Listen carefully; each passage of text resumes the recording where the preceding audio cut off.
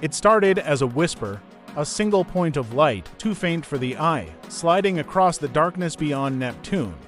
Our instruments flagged it, this pinprick moving with a calm, quiet inevitability. Its path wasn't a circle. It didn't belong to our sun. Astronomers in Hawaii logged it with professional calm, 3I Atlas, the third interstellar visitor we'd ever seen. But the numbers told a dramatic story. Its speed, nearly 70 kilometers per second, was too fast for anything born in our solar system. Its trajectory was a true hyperbola, a plunge straight towards the furnace of our sun. We know what usually happens to these travelers. They brighten, they bloom into beautiful tales of gas and dust, and then they die torn apart by heat and gravity. But 3I Atlas was different. Early readings showed its brightness rising smoothly without the usual stutter of escaping gas. It shone like a polished bead. It wasn't a comet. It wasn't quite an asteroid. The data just didn't fit. Weeks passed, and it slipped inside the orbit of Venus. Temperature soared.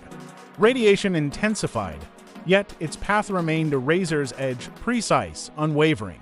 It felt less like random debris and more like intent. No one dared say the word. In astronomy, we trust verification, not wonder. Night after night, telescopes drank in its light, and the numbers repeated the same calm sentence. 3I Atlas was steady. Steadier than it should be. If it were ice, our spectrographs would have sung with the signature of water. They were silent. This traveler wasn't evaporating. It was enduring. At Harvard, thermal models screamed panic. Based on its brightness and the known properties of rock and ice, it should have been melting, breaking apart. Yet, the sky refused to cooperate. As it drew closer, the story got stranger. The gentle push of sunlight, radiation pressure, should have nudged it off course by thousands of kilometers, the deviation less than 500.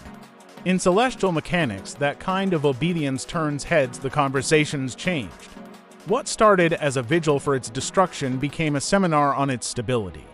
Light curve constant, no jet detected. Trajectory nominal, 3 simple lines that were quietly rewriting the textbooks. Then, just before it was swallowed by the sun's glare, our last clear view from a mountaintop in Chile saw the point of light pulse. Not randomly, but in a slow, steady rhythm every 30 seconds or so. Rotation or something else. Then it vanished into the daylight, and we had to wait. The moment of closest approach arrived, a point of light against a halo of solar plasma, exactly where our equations said it would be. Sunlight here can boil steel. The solar wind is a torrent of superheated particles. An X-glass solar flare erupted nearby, saturating our detectors. When the glare cleared, the speck was still there, tracing its perfect path. 12 minutes later, it emerged from behind the sun. We braced for a smear of debris, the signature of failure. Instead, the feed returned a clean, sharp point of light. Fainter, yes, but whole. It had survived. Survival wasn't just surprising, it was inconvenient for our models.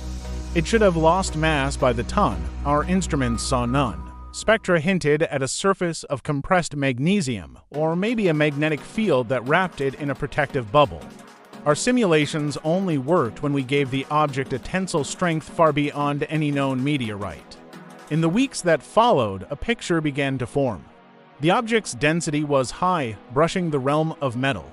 But its spectrum didn't show iron or nickel. Instead, it whispered of silicon carbide and titanium oxide compounds we use on Earth to create ceramics, materials built for extreme heat. It seems 3I Atlas wore them like armor. This single event has changed so much. For engineers, it's a lesson in new materials, a blueprint for heat shields that can face the sun. For astronomers, it proves destruction isn't inevitable. It hints that there might be millions of these resilient fossils traveling between the stars, carrying the mineral stories of distant worlds. It even gives the old idea of panspermia life spreading through space on cosmic seeds a new, practical foothold. Of course, the big question came up. Could it be artificial? Scientists will tell you that nothing in the data requires design. Nature is the ultimate engineer, and survival is the ultimate filter. What remains can often look like it was built with purpose. Soon, 3I Atlas will fade beyond the reach of our most powerful telescopes, taking its secrets with it. We have no portraits, only graphs and numbers. But from those traces, a story emerges, a fragment born in a distant fire, tempered by cosmic time and tested in our own star's crucible. And it endured. That survival is knowledge. In another age, it would have become a myth. In ours, it becomes a laboratory for the universe. So, what do you think, an incredible natural survivor? Or a messenger from afar? We looked, we measured, and now we know to look again.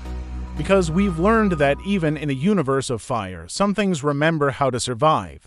Thanks for joining us on this incredible cosmic journey. If you found this as fascinating as we did, be sure to hit that like button and subscribe for more explorations into the mysteries of our universe.